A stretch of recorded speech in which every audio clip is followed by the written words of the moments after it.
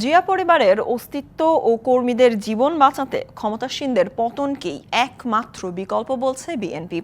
দলটির চেয়ারপারসন খালেদা জিয়ার জীবন নিয়ে প্রয়াত সাংবাদিক মাহফুজুল্লাহ রচিত বইয়ের প্রকাশনা অনুষ্ঠানে কথা বলেন দলটির নেতারা। এজন্য যা যা করণীয় তার সবই করতে চান তারা। দলের চেয়ারপারসনের জীবন সংগ্রাম নিয়ে লেখা বইয়ের প্রকাশনা ও পাঠ উন্মোচনে রাজধানীর একটি হোটেলে বিএনপির এই আয়োজন। এতে বিএনপি ও তার শরিক বিভিন্ন রাজনৈতিক দলের নেতা ছাড়াও অংশ নেন লেখক ও বুদ্ধিজীবীরা। আপনাদের বেগম জিয়া ছাড়া আছে কি? উনি নাই, আপনারা নাই। উনি হচ্ছে অবিসংবাদিত একজন নেত্রী। আপনাদের অনেকে আছে, আমি দেখি, মানে ভাব দেখলে মনে হয় কি যে লন্ডন থেকে একটা ফোন পেয়েছে, উনি একদম বড় নেতা হয়ে গেছে, কিছুদিন পরে উনি মন্ত্রী হয়ে যাবে। মানে ভাবটা হচ্ছে নিজের স্বার্থ চিন্তা।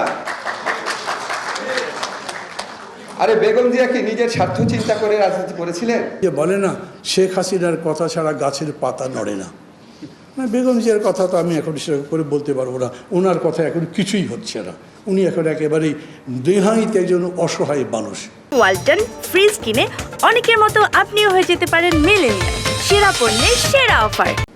কিন্তু এটা তো সত্যি যে তারপরও তার মতো জননন্দিত নেতা এখন বাংলাদেশে নাই।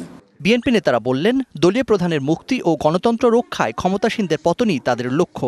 যেমন অস্তিত্ব দেশনেত্রী বেগম খালেদা জিয়া, যেমন অস্তিত্ব দেশনেত্রী খালেদা জিয়ার পরে তারেক রহমান সহ যারা আছে, আমরা বিএনপি কর্মীরা সবাই জিয়া রহমানের অস্তিত্ব আমরা বহন করি এবং আমাদের কাউকে আসতে দেবে না যদি এই সরকার বরাবর ক্ষমতা থাকে। আরো অনেক কিছু করার বাকি।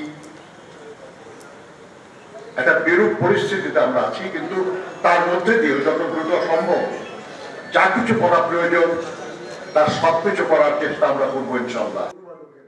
জাকারি আহমেদ, ডিবিসি নিউজ, ঢাকা।